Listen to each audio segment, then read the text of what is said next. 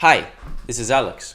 Do you have a Shopify store and you also have visitors from the European Union? In this case, you absolutely need to be GDPR compliant in order to avoid fines, lawsuits, and other headaches down the road. That means that you need to have a cookie banner on your store.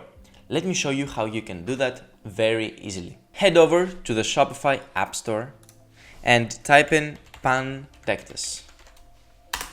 The Pandectes GDPR Compliance app should pop up. Install it.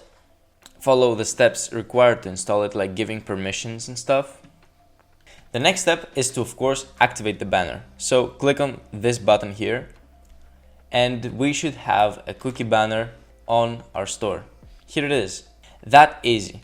Let's do one more step in order to make sure that no Shopify cookies fire before someone gives consent through the cookie banner. Go to the Shopify settings down here, select customer privacy, and in the cookie banner settings, click on more actions and set custom banner regions. Here, select all the regions for Europe and click on save. And that's it. Now you have a cookie banner on your store.